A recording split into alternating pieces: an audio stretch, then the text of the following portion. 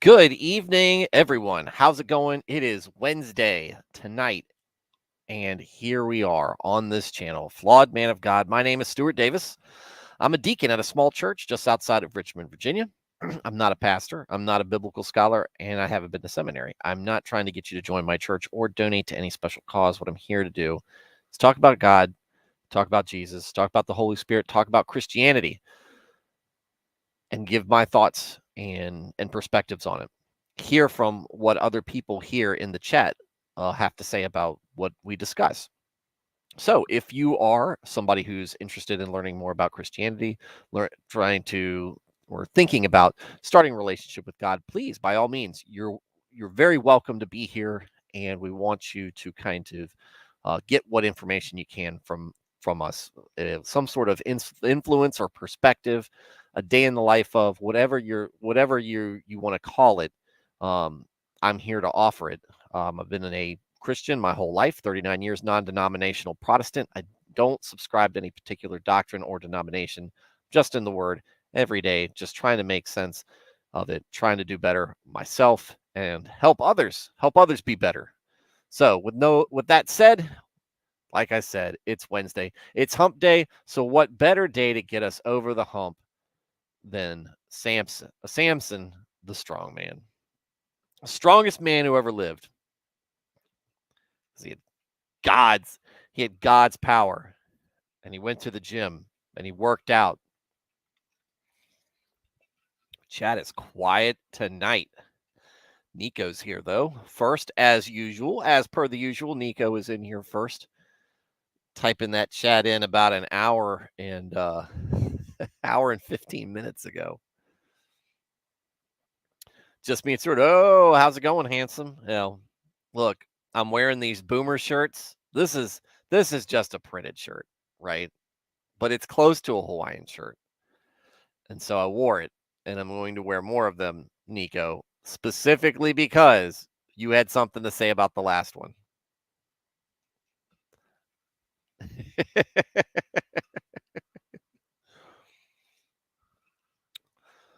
We are getting back into the Bible tonight. Oh, but a quick update as I pop the stream up. What's going on, Alias? Welcome to the show. Um, as I pop this stream up and let the folks filter in, give folks time to filter in. Um, the uh, the Catholic priest on Twitter yesterday has since announced that he has deleted his tweets to give he felt gave people the wrong impression about his thoughts and impressions on who he called his friend, um, Father Weakling. So, and let me go ahead and boom, put these things away. Um, Father Weakling. So he very very politically very looks very filtered through PR, and it's I don't know. If you're really sorry, then there's something to be said. But somehow this just wasn't it. This just wasn't it. If you're not sorry, your apology will usually come off hollow. We see it with politicians all the time. See it with public figures. They get caught doing something dumb or something that really wasn't all that dumb, but somebody took it the wrong way, and so they feel they're pressured into giving an apology. They don't really feel it. They're more irritated by the fact they either got caught or didn't get away with things, or that it was something so silly to begin with that they shouldn't have to apologize for it. But that's what it is. That's what it's all about. So tonight we're going to do tonight's going to be probably a short stream. Tonight's probably going to be a short stream, which it very well may be. The chat, you guys make it last longer, and I appreciate that. um, we're gonna finish up Judges 12 with a little bit of Jephthah and what happens after after him, but we're going to begin what's probably going to be another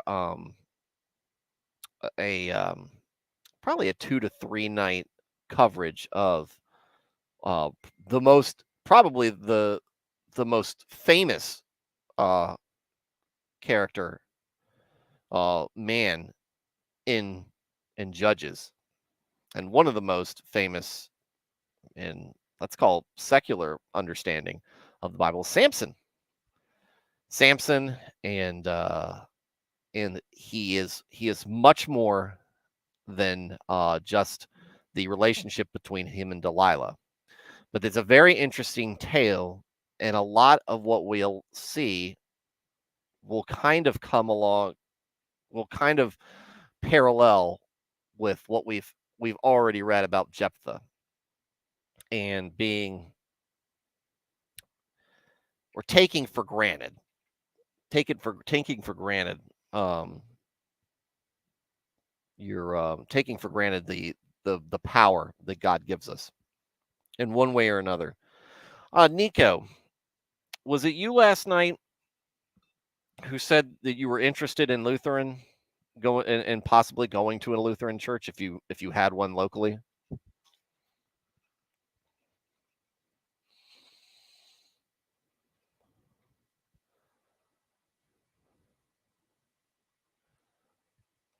Because I will see what I can do about finding if I will see what I can do about sourcing one in your area. Are you in the LA area, Los Angeles area, greater Los Angeles area? I know you're out in Cali, left coast, strange coast.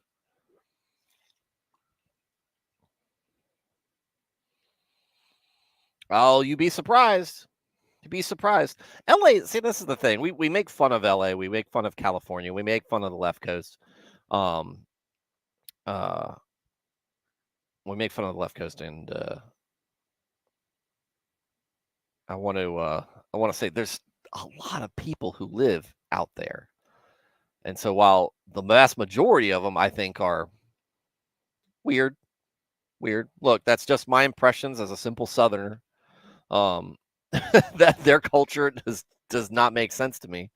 Um, but there's a lot of people with a lot of very serious religious, deeply religious Christian beliefs. So they're out there. They're out there. They've got to go somewhere. They got to go to church somewhere. So I'll see what I can do, Nico, and whatever information I'll share it here so we can all hear it in case there's somebody else who's in the Los Angeles area. So, all right. Without further ado, to make this a short stream, I'm gonna put the word out to the Lutheran guys to see if they know of an LCMS or similarly styled Lutheran denomination out there, and give it a shot. And hey, let us know what you think. That'd be great. All right. With that said, let's get in it. So I can actually make this a short stream. I'm actually a little tired tonight. Just a little tired tonight.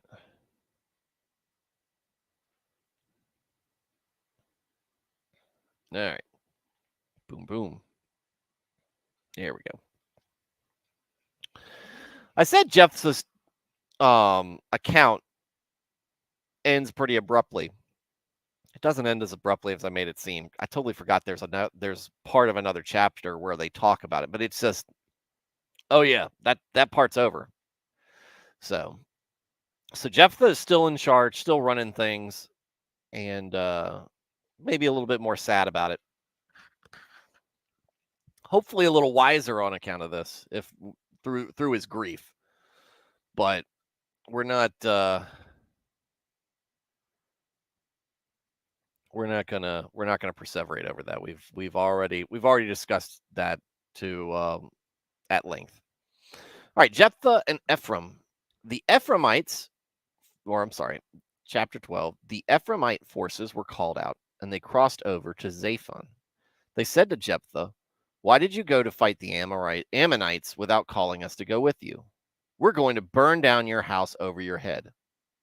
That's a strong reaction for not being asked to go out and fight. And I think this is hearkening back to early. So this is not very far back from that. Let's see. Let's go back here.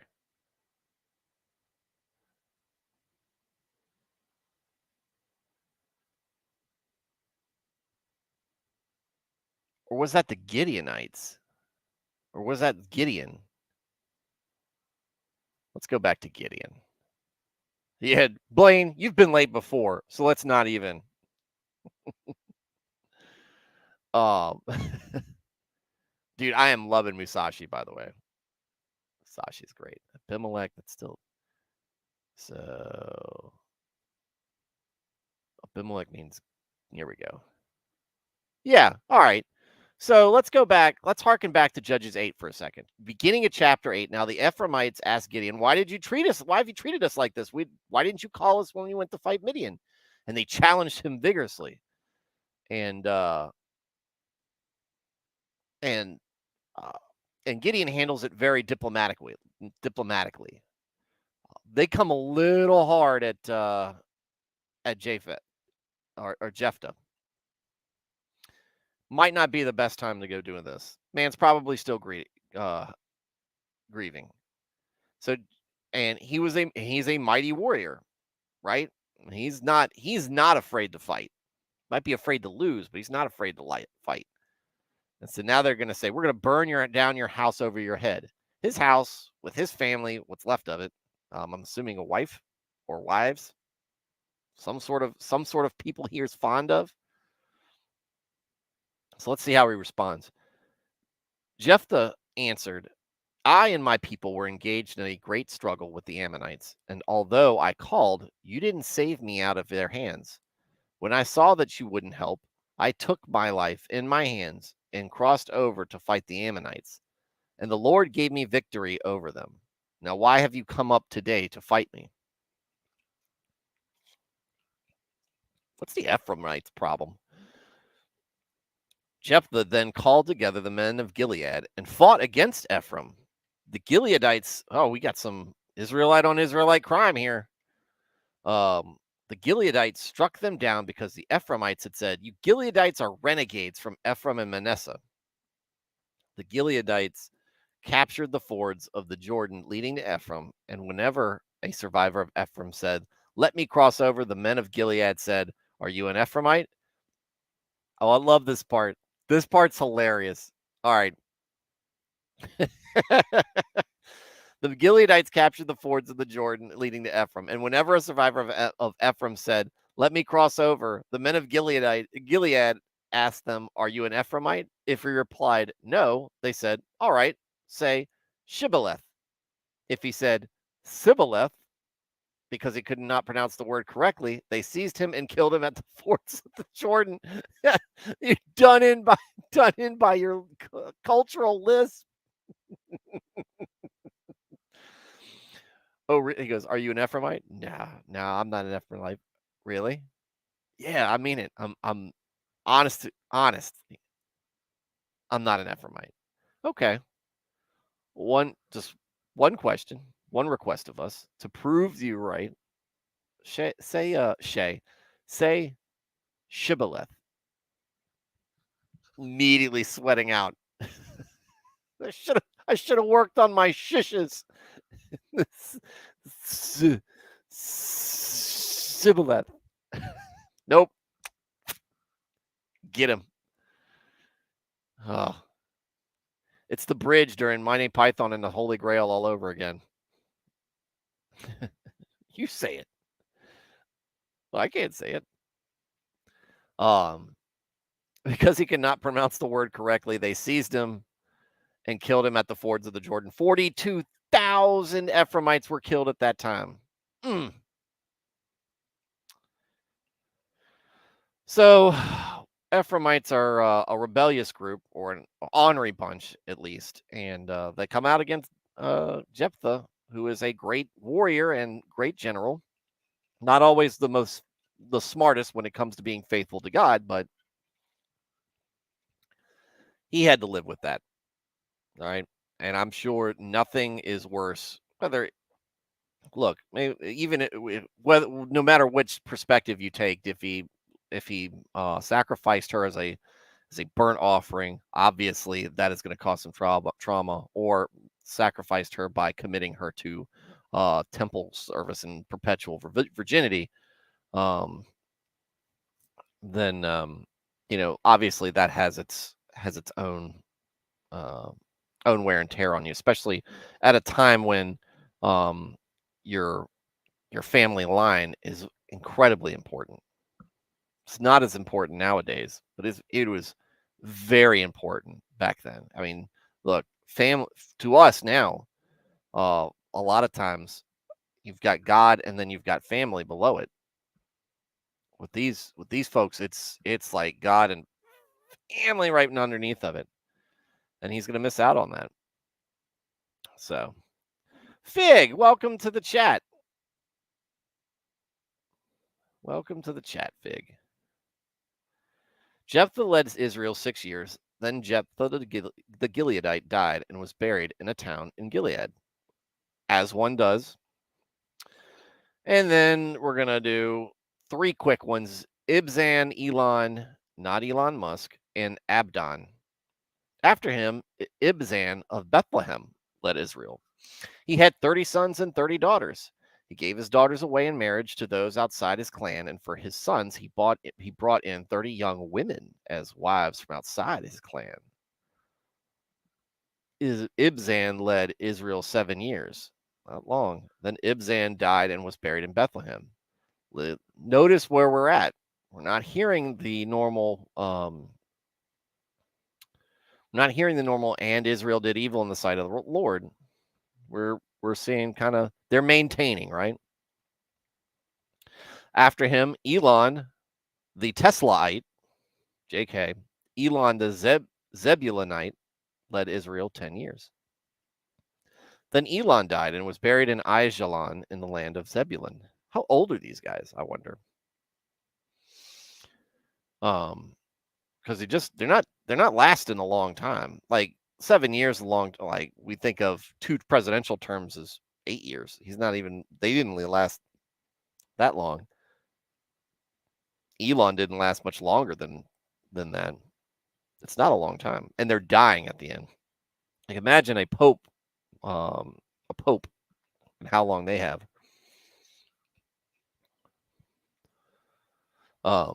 After him, Abdon, son of Hillel from Pirathon, led Israel. He had 40 sons and 30 grandsons. That's a little.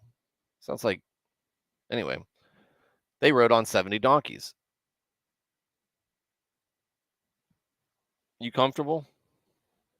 Sorry, my cat jumped on my armrest. He had 40 sons and 30 grandsons who rode on 70 donkeys, so at least everyone had some place to sit. He led Israel 8 years. Then Abdon, son of Hillel, died and was buried at Pirathon in Ephraim in the hill country of the Amalekites. Amalekites. They shouldn't have any place. Late and straight as usual? Allegedly. We'll put allegedly on the back of that. And here we go. Judges chapter 13, the birth of Samson. And how are we going to start off chapter 13?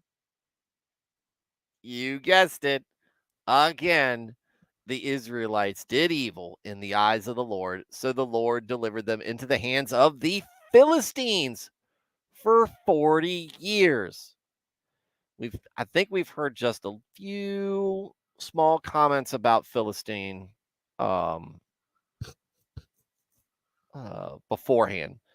This is the grand entrance of the Philistines. Samson is here, and the Philistines are coming in as one of the main antagonists to the Israelites for quite a few chapters of the Bible. So, Lord delivered them in the hands of the Philistine for 40 years. A certain man of Zorah named Manoa from the clan of the Danites had a wife who was childless, unable to give birth.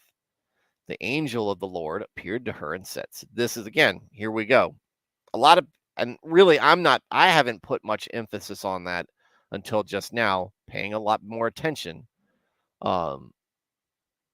Again, many people, and with good reason, believe the angel of the Lord is in fact Christ. When the angel of the Lord is mentioned in the Bible, a lot of people believe that that's actually Christ. It's the angel of the Lord instead of an angel. The angel of the Lord appeared to her and said, you are barren and childless, but you are going to become pregnant and give birth to a son. Now, see to it that you drink no wine or other fermented drink, and that you not eat, and you do not eat anything unclean. You will become pregnant and have a son whose head is never to be touched by a razor, because the boy is to be a Nazirite, dedicated to God from the womb. He will take the lead in delivering Israel from the hands of the Philistines. So, again, what is wrong, Ron? Cat's whining for attention. And then leaves because that's what they do. This is the first time we really see a lot of emphasis put on the build-up and introduction to someone in Judges. We've got an angel appearing to the mom, immediately says, the son is going to be a Nazirite, and he is going to wreck things when it comes to the Philistines. And this is the understatement of the Old Testament so far. He will take the lead in delivering Israel from the hands of the Philistines. He absolutely will.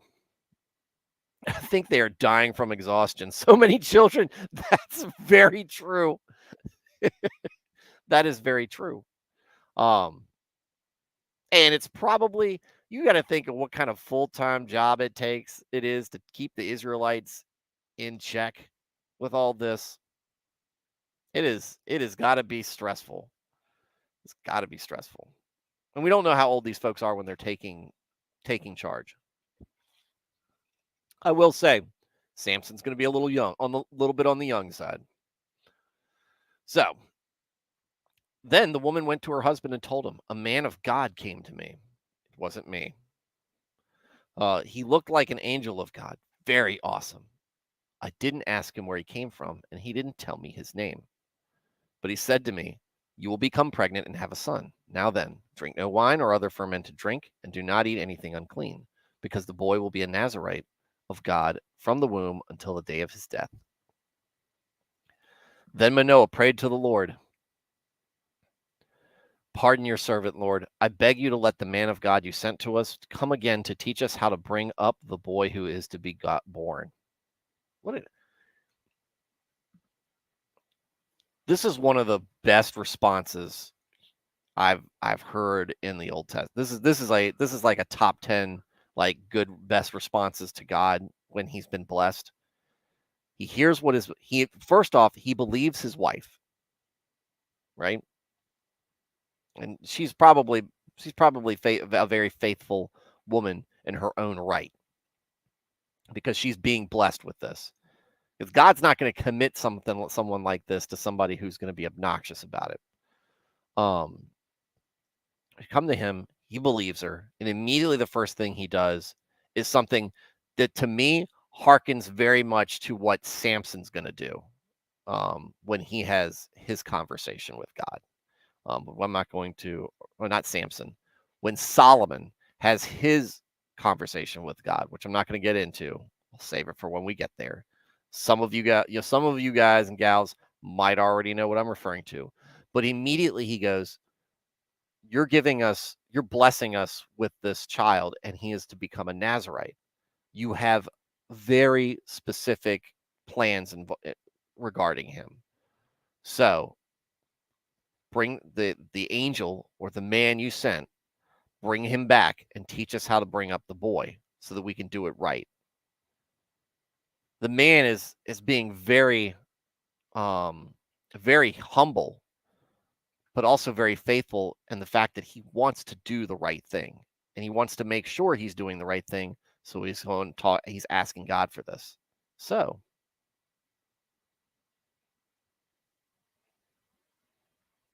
let's see how it works out for him. Hey, Dresden. God heard Manoah, as he does, and the angel of God came again to the woman while she was out in the field, but her husband Manoah was not with her. The woman hurried to tell her husband, "He's here, the man who appeared to me the other day." Manoah got up and followed his wife. When he came to the man, he said, "Are you the man who talked to my wife?" "I am," he said. So Manoah asked him, "When your words are fulfilled, what is to be the rule that governs the boy's life and work?" The angel of the Lord answered, "Your wife must do all that I have told her. She must not eat anything that comes from the grapevine, nor drink any wine or other fermented drink, nor eat anything unclean. She must do everything I've commanded her." Manoah said to the angel of the Lord, "Would you like to stay until we prepare a young goat for you?" The angel of the Lord replied, "Even though you detain me, I will not eat any of your food. But if you prepare a burnt offering, offer it to the Lord." Manoah did not realize that it was the angel of the Lord. See? The Manoah inquired of the angel of the Lord, "What is your name, so that we may honor you when your word comes true?" He replied, "Why do you ask my name? It is beyond understanding." The Manoah took a young goat, which probably would have taken me aback a little bit. It was like, "Look, man, I'm just asking your name." It is beyond understanding. Then Manoah took a young goat together with the grain offering and sacrificed it on a rock to the Lord. And the Lord did an amazing thing while Manoah and his wife watched. As the flame blazed up from the altar towards heaven, the angel of the Lord ascended in the flame. Ascending. Seeing this, Manoah and his wife fell with their faces to the ground. When the angel of the Lord did not show himself again to Manoah and his wife, Manoah realized that it was the angel of the Lord. "We are doomed to die," he said. "We have seen God." But his wife answered, "If the Lord had meant to kill us, he would not have accepted a burnt offering and grain offering from our hands, nor shown us all these things, or now told us this." I want to stop right here. I want to stop right here. Man loses his cool a little bit. Not something that to really gripe about a man on after something like this happens. Imagine how we would feel um if this was us. Wife keeps her cool. This is what I'm talking about with complementarianism. If you're in a good marriage, um, you and your wife, you support each other. One goes down, the other's there pulling you up, back and forth. Because we're all going to go through periods where we're down and up. But you want that spouse to be there. She kept her cool in this. He did not. And there she did. But what was she there? She was there to comfort him at that point. If the Lord had meant to kill us, he wouldn't have accepted the burnt offerings. So um, that's a nice little passage right there, because we talk about, you'll hear a lot of modernists and atheists and people who want to attack uh, traditional traditional values and the traditional teachings. Let's call it the actual fundamental teachings of God. Talk about patriarchy and male domination and oppression of women, blah blah blah. That's not what we see in the Bible. That's not what we see in when the church is acting the way it should. Verse 23 is great. Part of that. He is falling. He's falling down. She's there to support him. We're not. This isn't a part of rebuke. And it's what she did was worth mentioning in this in this uh, in this book of the Bible. The woman gave birth to a boy and named him Samson.